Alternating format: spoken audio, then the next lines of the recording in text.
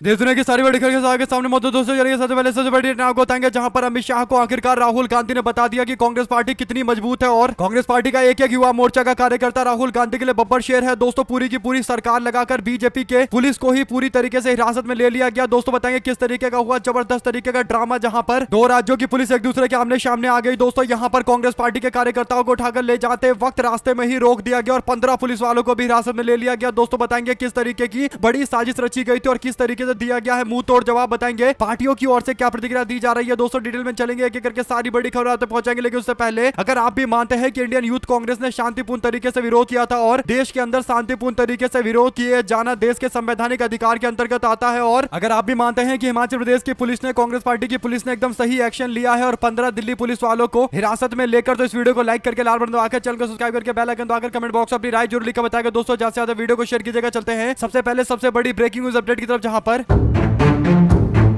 4 दिन पहले दिल्ली के अंदर कांग्रेस पार्टी की हिमाचल प्रदेश सरकार के मंत्री विरोध करने के लिए आने वाले थे। दोस्तों जंतर मंतर पर बीजेपी सरकार का विरोध करने वाले थे, यानी रेवेन्यू डेफिसिट ग्रांट, यानी जो पैसा होता है हिमाचल प्रदेश का, जो लॉस होता है वो केंद्र सरकार पहले दिया करती थी, लेकिन अब उन्होंने पैसे देना बंद कर दिया है, जिस कारण से आरडीजी की मांग करते हुए जंतर मंतर पर प्रदर्शन होने वाला था। दोस्तों लेकिन उससे एक रात पहले दिल्ली पुलिस के लोग दिल्ली में मौजूद हिमाचल भवन में घुस जाते हैं और वहां पर महिलाएं भी मौजूद थी। दोस्तों और दिल्ली पुलिस अपने साथ में महिला पुलिस के बिना ही हिमाचल भवन में घुस जाती है। दोस्तों जिसका कांग्रेस पार्टी ने जोरदार तरीके से विरोध किया। हिमाचल प्रदेश कांग्रेस ने इसे लेकर सवाल खड़े किए कि आखिर हिमाचल भवन के अंदर कैसे दिल्ली पुलिस घुस गई बिना लोगों को बताए हुए। यह साफ तौर पर हिमाचल प्रदेश की जनता का अपमान है, यानी दिल्ली में हिमाचल भवन मौजूद है तो दिल्ली पुलिस का जो मन कर रहा है वो कर रही है। दोस्तों बाद में दबाव बनाएगा तो दिल्ली पुलिस वाले कहने लगे कि दिल्ली के एआई इंपैक्ट समिट के अंदर हुए जोरदार तरीके के प्रदर्शन को लेकर छानबीन करने के लिए गए थे, लेकिन सवाल ये उठता है कि रात में क्यों गए थे और साथ में महिला पुलिसकर्मी क्यों नहीं थी। इन सवालों का कोई जवाब दिल्ली पुलिस ने नहीं दिया। दोस्तों लेकिन बीते दिन जबरदस्त तरीके का हंगामा होता है। खबर सामने आती है हिमाचल प्रदेश से जुड़ी हुई दोस्तों, जहां पर हिमाचल प्रदेश के अंदर दिल्ली पुलिस और हिमाचल की पुलिस में सीधा टकराव हो गया और एक रोचक किस्सा देखने को मिला, जहां पर कांग्रेस की तरफ से बीजेपी को साफ तौर पर कड़ा संदेश देते हुए अमित शाह को साफ शब्दों में बोल दिया गया कि हिमाचल में पुलिस का दुरुपयोग नहीं चलेगा। दोस्तों यही बड़ा कारण है कि दिल्ली पुलिस के लोगों को ही अरेस्ट कर लिया गया है। आपको बता दें कि बीते दिन खबर यह सामने आती है दोस्तों की सुबह तकरीबन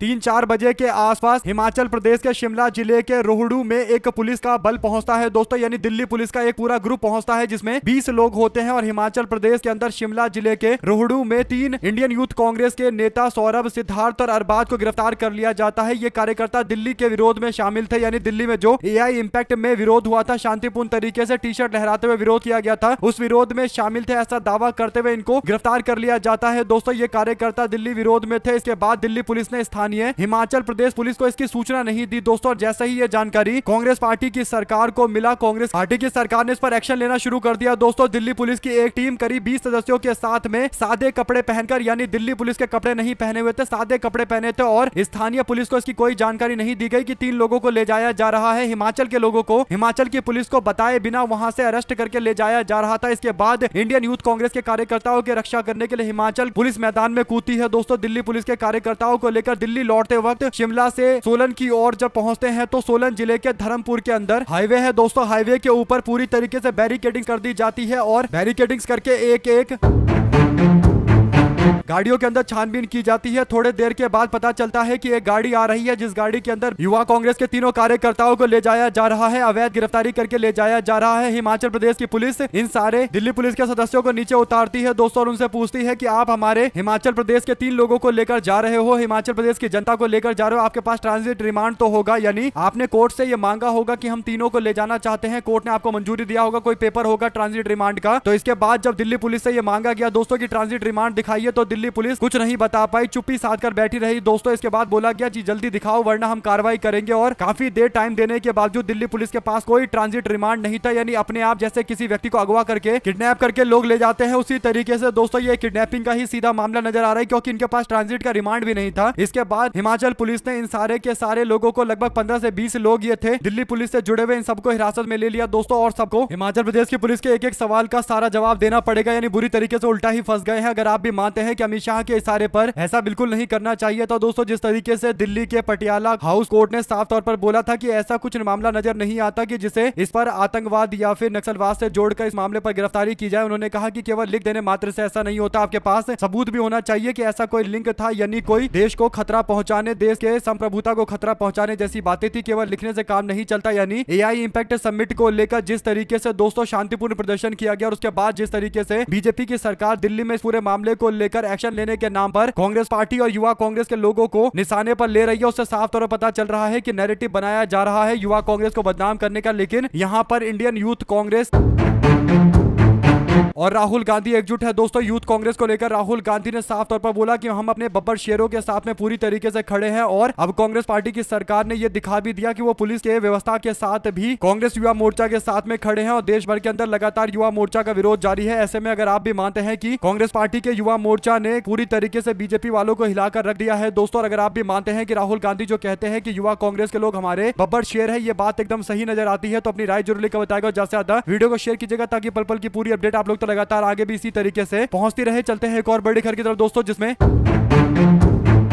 देश भर के अंदर लगातार कुछ ना कुछ ऐसी खबर सामने आती रहती है दोस्तों, जो देश के अंदर बीजेपी सरकार की पॉलिसी को लेकर एक क्लियर कट लोगों को बताता है कि किस तरीके से बीजेपी सरकार के दौरान लाई जा रही नीतियों से श्रमिक लोग काफी नाराज है। दोस्तों ये अपडेट सामने आती है दिल्ली से जुड़ी हुई, जहां पर दिल्ली के पास के इलाके यानी पानीपत के अंदर सरकारी रिफाइनरी में मजदूर हड़ताल पर चले गए और हड़ताल की जो तस्वीरें हैं दोस्तों, उसको देखकर समझ में आ रहा है कि ये बहुत बड़ा हड़ताल मजदूर समाज के लोगों ने किया था, यानी श्रमिक समाज के लोगों ने किया था दोस्तों। और कांग्रेस पार्टी ने इस पूरे मामले को लेकर वीडियो शेयर करते हुए लिखा कि ये मजदूर लगातार सरकार और रिफाइनरी के प्रशासन से अपनी कुछ मांगों को लेकर बात कर रहे थे, लेकिन इनकी मांगों को बार बार नजरअंदाज कर दिया जा रहा था। आखिरकार इनको हड़ताल पर जाना पड़ा, हड़ताल का रास्ता चुनना पड़ा। मजदूरों की मांग है कि उनसे 12 की जगह 8 घंटे काम लिया जाए, अगर 12 घंटे काम करते हैं तो 4 घंटे का ओवर टाइम दिया जाए। इसके साथ ही सैलरी 1 तारीख से 7 तारीख के बीच में उनके अकाउंट में आ जानी चाहिए, जो कि बहुत देर से आती है। मजदूरों की सभी मांगे जायज हैं और सरकार को इन्हें मान लेना चाहिए और ऐसी तस्वीरों को जानबूझकर मीडिया में नहीं दिखाया जाता, मामले को दबाने की कोशिश की जाती है ताकि बीजेपी सरकार जो श्रमिक नीति लेकर आई है दोस्तों, लेबर लॉ लेकर आई है, उसके प्रावधानों को लेकर जो लोगों में एक नाराजगी है, उस नाराजगी को नजरअंदाज किया जा सके। आप लोग अपनी राय जरूर लिखकर बताएगा। साथ साथ उत्तर प्रदेश के विधानसभा चुनाव में अब केवल 1 साल का समय बचा हुआ है। ऐसे में दोस्तों बहुजन समाज पार्टी के विधायक उमाशंकर सिंह के समर्थन में योगी सरकार के मंत्री कूदे हैं। हुआ यह है कि बीएसपी के एकमात्र विधायक उमाशंकर सिंह के घर पर छापे पड़ते हैं और उमाशंकर सिंह बीमार चल रहे हैं, इसके बावजूद उनके घर पर छापे पड़े। आईटी का छापा पड़ा और 3 दर्जन से ज्यादा अधिकारी छापा मारने के लिए आए थे। तो इस पूरे मामले को लेकर उत्तर प्रदेश से दिल्ली तक चर्चा चल रही थी। फिर योगी सरकार के मंत्री दिनेश प्रताप सिंह ने इस मामले को लेकर उमाशंकर सिंह का समर्थन करते हुए कहा कि वो जिंदगी और मौत से जूझ रहे हैं और सारे व्यवसाय लगभग बंद हो चुके हैं। यदि उनके जीवन को कोई हानि होती है तो ये संवेदनहीन संस्थान इसके लिए जिम्मेदार होगी। यानी जो आईटी विभाग का छापा पड़ रहा है तो आईटी विभाग पर उन्होंने निशाना साधा है दोस्तों। ऐसे में योगी सरकार के मंत्री जिस व्यक्ति पर छापा पड़ रहा है, बसपा के विधायक पर उनके समर्थन में खड़े हैं। तो इससे पता चल रहा है कि उत्तर प्रदेश के अंदर बीजेपी सरकार के अंदर छापेमारी को लेकर भी मंत्री अलग राय रखते हैं और सरकार अलग तरीके का एक्शन ले रही है। आप लोग इस पूरे मामले अपनी राय जरूर लिखकर बताएगा। साथ साथ बंगाल को लेकर आखिरकार सुप्रीम कोर्ट ने एक बहुत बड़ा फैसला दिया है दोस्तों। फैसला यह है कि सुप्रीम कोर्ट ने ईआरओ और एईआरओ को निर्देश दिया है कि 15 फरवरी तक जो भी दस्तावेज मतदाताओं ने अपने दावों के समर्थन में दिए हैं और जो 24 फरवरी तक अपलोड नहीं हुए हैं, वे सभी दस्तावेज 26 फरवरी शाम 5 बजे तक एसआईआर प्रक्रिया में तैनात किए गए जजों को सौंपे जाएंगे। इससे पहले मंगलवार को दिए गए आदेश में कोर्ट ने 14 फरवरी तक लिखित या डिजिटल रूप से जमा हुए दस्तावेजों को ही स्वीकार करने की बात कही थी, लेकिन कोर्ट ने बुधवार को साफ कहा कि जो दस्तावेज 14 फरवरी तक ईआरओ और एईआरओ को मिल चुके हैं लेकिन 24 फरवरी को आदेश होने तक चुनाव आयोग के पोर्टल पर अपलोड नहीं हुए हैं, वह भी न्यायिक अधिकारियों को सौंप दिए जाएंगे। दोस्तों इसी के साथ में अखिलेश यादव ने मुरादाबाद के अंदर बीएलओ गुलनाज बानो के परिजनों को 2 लाख रुपए की आर्थिक सहायता देने का फैसला लिया है। एसआईआर के दौरान ड्यूटी के दौरान कई लोगों की जान गई है। ऐसे में प्रशासनिक दबाव के चलते हार्ट अटैक की बात कही गई थी, जिसके बाद उनकी जान चली गई दोस्तों। और अखिलेश यादव ने गुलनाज बानो को 2 लाख रुपए की मदद पहुंचाई है। आप लोगों की इस पर क्या राय है लिखकर जरूर बताएगा। साथ साथ अरुणाचल प्रदेश वाले मामले को लेकर आखिरकार राहुल गांधी और कांग्रेस के लोगों के द्वारा उठाए गए सवाल के बाद एक्शन हुआ है दोस्तों। ये खबर दिल्ली से जुड़ी हुई है, जहां पर दिल्ली के मालवीय नगर के अंदर अरुणाचल प्रदेश की 3 लड़कियों के साथ में नस्लीय दुर्व्यवहार और अपमान से जुड़े मामले को लेकर दिल्ली पुलिस ने आरोपी दंपति को गिरफ्तार किया है। गिरफ्तार आरोपियों की पहचान हर्ष सिंह और रूबी जैन के तौर पर किया गया है। ये गिरफ्तारियां घटना के 5 दिन के बाद हुई है। अधिकारियों ने कहा कि मामले की जांच एसपी रैंक के अधिकारी कर रहे हैं और जांच जारी है और वरिष्ठ अधिकारी इस पर कड़ी निगरानी कर रहे हैं, नजर रखे हुए हैं। आरोप है कि अरुणाचल प्रदेश की 3 लड़कियों के साथ मालवीय नगर में उनके पड़ोसी हर्ष सिंह रूबी जैन ने कथित तौर पर नस्लीय दुर्व्यवहार किया, उन्हें अपमानित किया और धमकाया। 20 फरवरी को किराए के फ्लैट में रिपेयर का काम चल रहा था और तभी लड़कियों ने अपने चौथे मंजिल पर बने फ्लैट में एयर कंडीशन लगाने के लिए एक इलेक्ट्रीशियन को बुलाया था, जिसके बाद पड़ोसी ने कथित तौर पर लड़कियों के साथ दुर्व्यवहार किया। आप शब्द बोले दोस्तों। इस मामले को लेकर वीडियो वायरल हुआ था और उसके बाद अरुणाचल प्रदेश और नॉर्थ ईस्ट से जुड़े हुए लोगों ने इस पर आलोचना की थी और बताया था कि उनके साथ किस तरीके का दुर्व्यवहार होता है दिल्ली और देश के अलग अलग अन्य शहरों के अंदर, और इसी दुर्व्यवहार और नस्लीय व्यवहार को लेकर विरोध जताया गया दोस्तों। और जिस तरीके से नॉर्थ ईस्ट के छात्र छात्राओं की ओर से विरोध किया गया और इस पूरे मामले पर कार्रवाई की मांग की गई दोस्तों, तो आखिरकार पुलिस प्रशासन पर दबाव बना और एसपी रैंक का अधिकारी इस पूरे मामले की जांच कर रहा है और उसके बाद कड़ी से कड़ी सजा दी जाएगी, इस तरीके की जानकारी दी गई है। आप लोग पूरे मामले पर क्या राय देना चाहते हैं लिखकर जरूर बताएगा दोस्तों, और ज्यादा से ज्यादा वीडियो को शेयर कीजिएगा। इसी के साथ में चलते हैं एक और बिग ब्रेकिंग न्यूज अपडेट की तरफ, जहां पर ऐसा लग रहा है कि जवाहरलाल नेहरू की मूर्तियों से भी अब इन लोगों को दिक्कतें होने लगी है। जो लोग नेहरू की विरासत का खंडन करते हैं वे लोग अपने पहले प्रधानमंत्री के मूर्ति से भी हिंसा और नफरत करने लगे हैं। हुआ यह है कि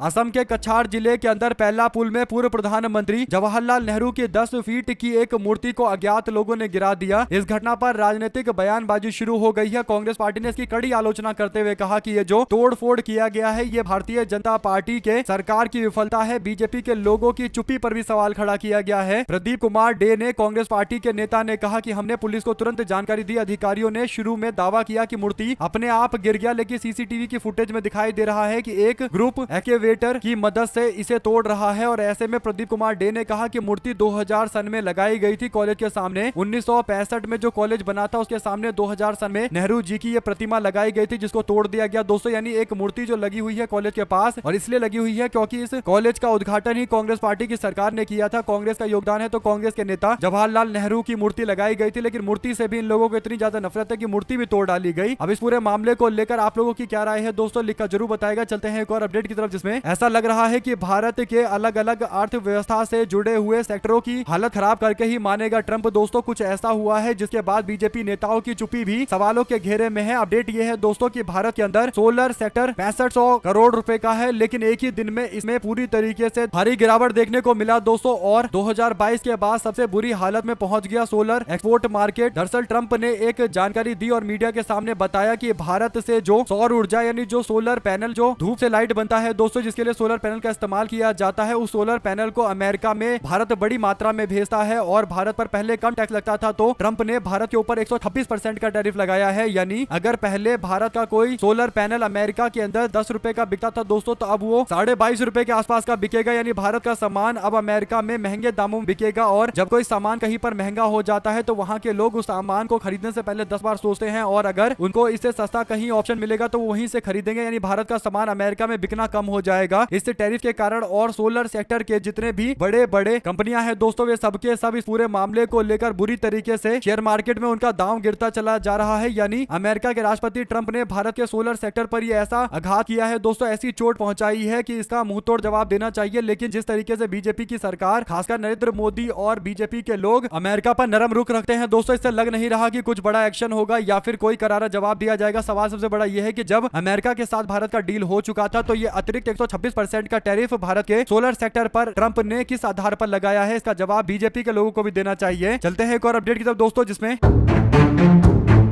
हरियाणा विधानसभा के बजट सत्र के दौरान कांग्रेस पार्टी ने अपने नेताओं और कार्यकर्ताओं को कथित तौर पर हाउस अरेस्ट किए जाने के विरोध में बीते दिन वॉकआउट कर दिया दोस्तों। विपक्ष के नेता भूपेंद्र सिंह हुड्डा के साथ साथ कई और नेता मौजूद रहे। जिन सभी लोगों को हाउस अरेस्ट किया गया था वे सभी बाद में जो आरोप लगाते हैं, तो पार्टी के कार्यकर्ताओं ने मिलकर जोरदार विरोध किया। ज्यादातर जिला अध्यक्षों को और नेताओं को नजरबंद किया गया ताकि वे मनरेगा के मुद्दे पर प्रस्तावित विरोध और विधानसभा के घेराव में शामिल न हो सके। कांग्रेस पार्टी के विधायकों ने इस दौरान सदन के अंदर तस्वीरें लहराते हुए विरोध दर्ज करवाया। हुड्डा ने मुख्यमंत्री से पूछा कि क्या सरकार के निर्देश पर कांग्रेस पार्टी के नेताओं को हिरासत में लिया गया। मुख्यमंत्री ने जवाब में कहा कि उन्हें इस बारे में कोई जानकारी नहीं है, पुलिस इस मामले में शामिल नहीं है। कुल मिलाकर दोस्तों सवाल तो सबसे बड़ा यही है कि अगर कांग्रेस पार्टी के नेताओं को हिरासत में लिया गया है और वरिष्ठ नेताओं को हिरासत में लिया गया है और मुख्यमंत्री कह रहे हैं कि उन्हें इस बारे में कोई जानकारी नहीं है, तो फिर आखिर हरियाणा के अंदर कौन फैसला ले रहा है पुलिस प्रशासन का कि विरोध नहीं करने दिया गया और नजरबंद किया गया है। भूपेंद्र हुड्डा की ओर से पूछे गए सवालों का कोई जवाब बीजेपी के लोग नहीं दे पा रहे हैं। अगर आप भी मानते हैं कि ऐसा लग रहा है कि कोई और बीजेपी की सरकार को कंट्रोल कर रहा है और इस पूरे मामले पर बीजेपी के नेता को जवाब देना चाहिए, नायब सिंह सैनी को जवाब देना चाहिए कि उन्हें क्यों नहीं पता कि उनकी पुलिस ने किस किस का हाउस अरेस्ट किया है। इतना गंभीर मामला है। जो भी आपको लगता है दोस्तों अपनी राय जरूर लिखकर बताएगा। इसी के साथ में चलते हैं एक और अपडेट की तरफ, जहां पर भारतीय जनता पार्टी के नेता कांग्रेस पार्टी पर आरोप लगा रहे थे कि कांग्रेस पार्टी ने अंतरराष्ट्रीय स्तर पर पूरे देश की बदनामी करवा दी। एआई इंपैक्ट समिट के दौरान शांतिपूर्ण प्रदर्शन को लेकर दोस्तों दूसरी ओर कर्नाटका के अंदर भारतीय जनता पार्टी के लोगों ने अजीम प्रेमजी यूनिवर्सिटी पर जाकर बवाल काटा। अब इस पर युवा कांग्रेस से जुड़े रहे पूर्व अध्यक्ष श्रीनिवास बीवी ने कहा कि ये वाला तो ठीक है ना मोदी जी, आपके ही शांति प्रिय दूतों ने क्या किया जरा देखिए, कहां है वो चिट्ठी लिखने वाले रिटायर्ड आर्मी, प्राइम टाइम के नौटंकी में नंगाई करने वाले बड़े एंकर। यानी कांग्रेस पार्टी ने शांतिपूर्ण विरोध किया दोस्तों, तो उसे लेकर बवाल किया गया और अब अजीम प्रेमजी यूनिवर्सिटी के बाहर ये जो बवाल काट रहे हैं और आंदोलन करते करते गुंडागर्दी कर रहे हैं खुलेआम दोस्तों, ये तोड़फोड़ कर रहे हैं, ये नरेंद्र मोदी और अमित शाह को क्या अच्छा लग रहा है? इसका जवाब अमित शाह और मोदी को देना चाहिए। अगर आप भी मानते हैं कि इनमें से किन्हों की गिरफ्तारी होगी, इसका भी अमित शाह को जवाब देना चाहिए दोस्तों। अगर आप भी मानते हैं कि जब भाजपा वाले इस तरीके से तोड़फोड़ वाला प्रदर्शन करते हैं तो उनके लिए उनका तोड़फोड़ शांति प्रिय काम है, जबकि कांग्रेस पार्टी के लोग शांति से अपना विरोध जता रहे थे, तो इसके पीछे एक बहुत बड़ी साजिश बताते हुए पुलिस वालों ने एफआईआर में ऐसी ऐसी बातें लिखी है दोस्तों, जिसे सुनकर कोर्ट भी हैरान हो गया था। आप लोग की क्या राय है इस तरीके के दोहरे मापदंड के बारे में लिखकर जरूर बताएगा। साथ साथ चलते हैं एक और अपडेट की तरफ दोस्तों, जिसमें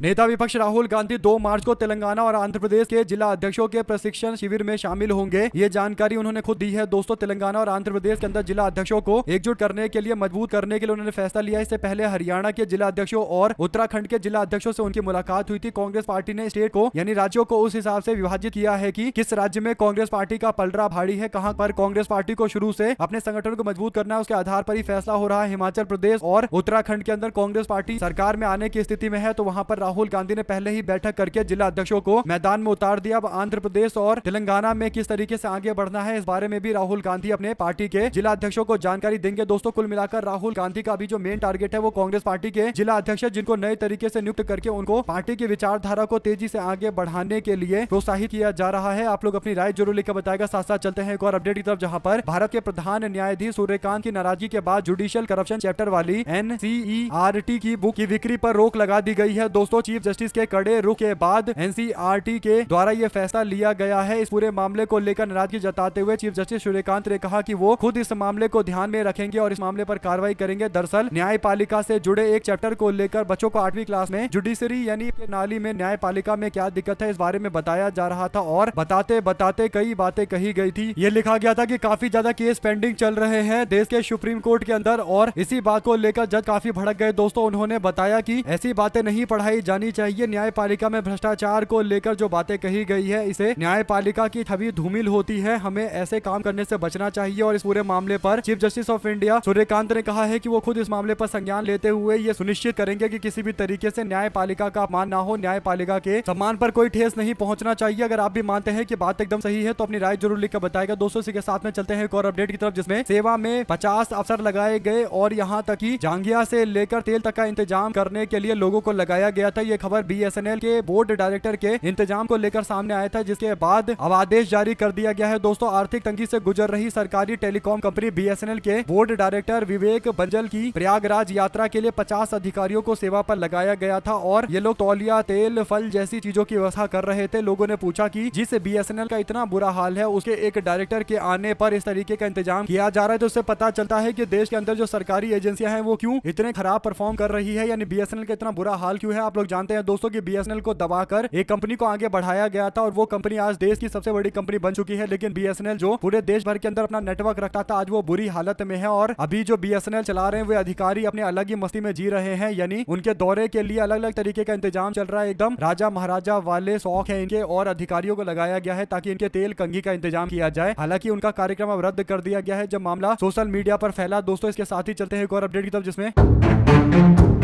देश के बड़े उद्योगपति में शामिल अनिल अंबानी की मुश्किलें बढ़ती नजर आ रही है। ईडी ने मनी लॉन्ड्रिंग के मामले को लेकर बड़ी कार्रवाई करते हुए मुंबई स्थित आलीशान घर एबॉडी को अटैच कर दिया है। अधिकारियों के मुताबिक इस संपत्ति की अनुमानित कीमत 3,716 करोड़ रुपए है। ये कार्रवाई मनी लॉन्ड्रिंग के विरोध में कानून के तहत की गई है। एजेंसी पीटीआई के मुताबिक ईडी ने इस संबंध में अस्थायी अटैचमेंट आदेश जारी किया है। एजेंसी के सूत्रों के अनुसार ये आदेश हाल ही में जारी किए गए मामले में अनिल अंबानी की कंपनी रिलायंस कम्युनिकेशन यानी आरकॉम से जुड़े कथित बैंक धोखाधड़ी केस से संबंधित है। ईडी इस मामले की जांच मनी लॉन्ड्रिंग के लिए करवा रही है और दोस्तों पीएमएलए के तहत ये मामला चल रहा है, यानी prevention of money laundering act के तहत मामला चल रहा है। ऐसे में अनिल अंबानी की कंपनी पर और ठोस कदम उठाए जाने का लोग इंतजार कर रहे हैं। देखते हैं कब और ठोस कदम उठाए जाएंगे। दोस्तों अभी घर नीलाम हुआ है, धीरे धीरे करके जितनी भी संपत्तियां वो सबके सब नीलामी में लगेंगी। साथ साथ सीएम हेमंत सोरेन को ईडी के सम्मन की अवहेलना के मामले में सुप्रीम कोर्ट से बड़ी राहत मिली है। ईडी अदालत पहुंची थी और निचली अदालत की कार्रवाई पर रोक लगाने की मांग की थी सरकार ने और फायदा मिल रहा है। दोस्तों हेमंत सोरेन को और उनके ऊपर किसी भी तरीके की कार्रवाई नहीं होगी। बार बार ईडी के द्वारा समन भेजा जाता, उस समन को नहीं मान रहे थे। इसके बाद कोर्ट पहुंच गया ईडी और उसके बाद दोस्तों कोर्ट आगे आदेश जारी करते हुए एमपी एमएलए कोर्ट में जो मामला चल रहा है उस कार्रवाई पर फिलहाल रोक लगा दी गई है। मुख्यमंत्री हेमंत सोरेन को फंसाने के लिए बार बार कोई ना कोई मामला सामने आता रहता है। दोस्तों वो जेल का चक्कर भी काट कर आए हैं, इसके बावजूद चुनाव में बिल्कुल नहीं हारे। जनता ने उनको पूरी तरीके समर्थन किया, इसके बावजूद उन पर कार्रवाइयां चल रही है। यानी अभी भी उम्मीद जता रहे हैं कि हेमंत सोरेन को जेल भेज देंगे तो जीत जाएंगे, लेकिन हेमंत सोरेन ने जनता के लिए काम ऐसा कर दिया है कि वो कभी हारेंगे ऐसा बहुत मुश्किल अभी नजर आता है। दोस्तों आज की स्थिति में हेमंत सोरेन काफी मजबूत है। यानी झारखंड एक टाइम में एक ऐसा राज्य होता था दोस्तों जहां पर हर 5 साल के अंदर 3-3 4-4 बार सरकार बदल जाया करती थी, लेकिन पिछले 10 सालों से हेमंत सोरेन सरकार में है और लगातार निरंतर उनकी सरकार चल रही है। साथ साथ दोस्तों अगर आप लोगों को एक भी खबर अच्छी लगी हो तो इस वीडियो को लाइक करके लाल बटन दबाकर चैनल को सब्सक्राइब करके बेल आइकन दबाकर कमेंट बॉक्स अपनी राय जरूर लिखकर बताएगा। ज्यादा से ज्यादा वीडियो को अपने लोग तो शेयर कीजिएगा। बहुत बहुत धन्यवाद सभी दोस्तों भाइयों बहनों मित्रों का जुड़े रहने के लिए। जय हिंद जय भारत।